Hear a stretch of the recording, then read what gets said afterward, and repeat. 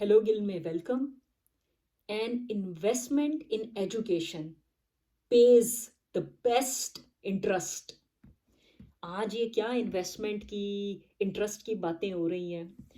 Invest करना, आप कहीं पे पैसा इन्वेस्ट करते हो, कहते हो मुझे यहाँ से बेस्ट इंटरेस्ट मिले, तो ये कोटेशन आज का लेसन इसी चीज़ के ऊपर है। एजुकेशन एक बेस्ट इन्वेस्टमेंट है क्योंकि इससे जो रिटर्न है वो बेस्ट है अगर आप इसको स्मार्ट तरीके से करोगे। इसका ये मतलब नहीं है कि किताबी कीड़े बन जाओ या आपको डिग्रियों के ठप्पे चाहिए, इसका ये मतलब नहीं है। मैंने खुद लाइफ में बहुत पापड़ बेले हैं डिग्रियों के लिए, बट अगर अगला कोई जन्म हुआ तो ज़्यादा क्या, बहुत कम पढ़ूंगी, शायद मैट्रिक भी ना करूं। मैं सच कह रही हूं आपको। आपको सिर्फ कंप्यूटर से रिलेटेड चीज़ें, एप्स वगैरह, इनकी समझ बूझ हो कि इनको यूज़ कैसे करना है, और इंग्लिश। उसके बाद आप दर्जी बन जाओ, टायर बनाने वाले बनो, कोई कंप्यूटर के कुछ बन जाओ, म्यूज़िक में कर लो, खाने में कर लो, वो आपके ऊपर है। बट आपको इंग्लिश और कंप्यूटर ये स्किल्स आनी चाहिए, इसके लिए कोई मैट्रिक पीएचडी नहीं चाहिए।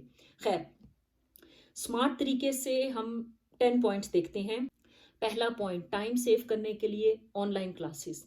ऑनलाइन क्लासेस से आने जाने का टाइम सेव हुआ, ट्रैफिक से बचे इंडिया पाकिस्तान की, जहाँ पे स्विट्जरलैंड में -18 हो जाता है तो उस वेदर की हार्ड कंडीशन से भी बच के।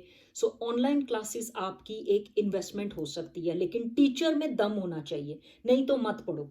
मैं खुद भी अब ऐसा ईश्वर से प्रार्थना करती हूँ कि मैं उन्हीं स्टूडेंट्स को पढ़ाऊँ जो जेन्युइनली पढ़ना चाहते हैं। खैर, अगर कोई नहीं भी जेन्युइन पढ़ना चाह रहा, वो हल्ले गुल्ले के लिए भी क्लास में आते हैं, तो क्या पता वो हल्ले गुल्ले के लिए, फन के लिए क्लास में आए कि हल्की फुल्की गप लगानी है, बाद में उनका माइंड चेंज हो जाए।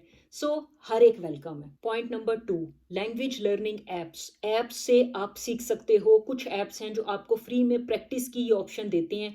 मैं भी ऐसी आशा करती हूँ कि एक ऐप बना लूँ जिसमें आपको फ्री प्रैक्टिस की ऑप्शंस मिल जाएं। पॉइंट नंबर 3 है 1-to-1 ट्यूशन। ये भी बहुत अच्छा है, मैं भी ये प्रोवाइड करती हूँ, मुझे भी ज्वाइन कर सकते हो। अगर आपके पास पैसे हैं तो 1-to-1 भी सीख सकते हो, लेकिन सीखो तभी जब उस क्लास से पहले और उस क्लास के बाद आपने होमवर्क करना है, वरना आप पैसे क्यों वेस्ट करने हैं। नेक्स्ट पॉइंट है लैंग्वेज पार्टनर्स। आपके जो भी मुखलिस दोस्त हैं, सिंसियर दोस्त हैं, उनको अपना लैंग्वेज पार्टनर बनाओ, लैंग्वेज बडी बनाओ। टीचर भी ऐसा हमदर्द होना चाहिए जो आपके साथ एक बडी के तौर पे, मैं माँ के तौर पे भी आपको पढ़ाऊं, लेकिन आपके साथ आपके माइंड से मैच करके एक बड़ी की तरह आपकी बात सुन के आपको इनकरेज करूं। नेक्स्ट पॉइंट है ऑनलाइन लैंग्वेज कम्युनिटी। शायद कोई ऑनलाइन कम्युनिटी है जिसको आप ज्वाइन कर सकते हो, कुछ टीचर्स शायद ये कम्युनिटी ऑफर करते हैं, शायद वहाँ पे आप कुछ सीख सकते हो। मैं जानती हूँ एक टीचर को जो ये ऑफर करते हैं, वो इंडिया पाकिस्तान से नहीं है, लेकिन उनके कोर्सेज बहुत ही ज़्यादा एक्सपेंसिव हैं, ये मेरा पर्सनल ऐसा मुझे लगता है।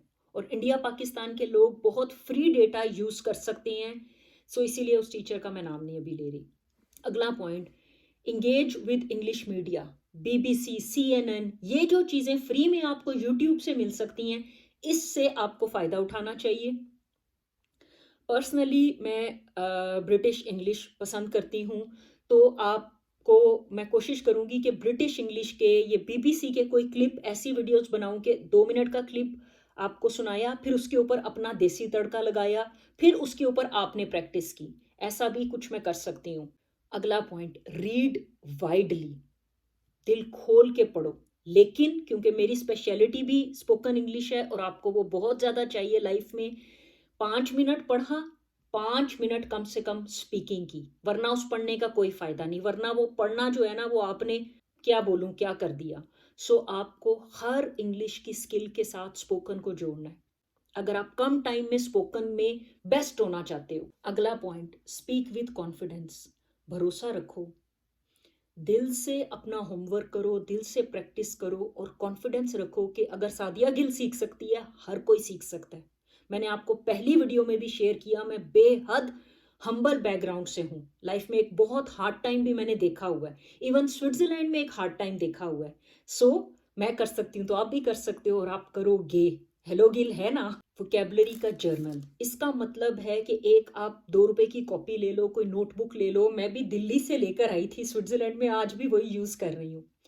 उस कॉपी पे, नोटबुक पे आप वोकेबलरी का हिसाब किताब रखो, कितनी वोकेबलरी आप डेली सीख रहे हो, किस तरह रिवाइज करनी है, कितनी आपको माइंड पे नक्श हो गई है, सो रिकॉर्ड कर सकते हो। लास्ट पॉइंट है प्रैक्टिस प्रैक्टिस प्रैक्टिस, यानी स्पीक स्पीक स्पीक। ये भी नहीं कि सिर्फ आप बोलते जाओ, पहले कुछ सीखो, फिर उसके ऊपर बोलो, फिर उसको चेक करो। मैं दोबारा बताती हूँ, आपने कुछ पढ़ा, 5 मिनट पढ़ा, 5 मिनट कोई वीडियो देखी, कुछ लिसनिंग की, कुछ भी आपने सीखा 5 मिनट, उसके बाद उसको रोक दो, उसके बाद उसके ऊपर बोलो, फिर अगले 5 मिनट उसका पोस्टमार्टम करो, उसको उधेड़ो, डी कोड करो, कहाँ प्लस की है, कहाँ इंप्रूव करना है, ऐसे करो। बाय शायद।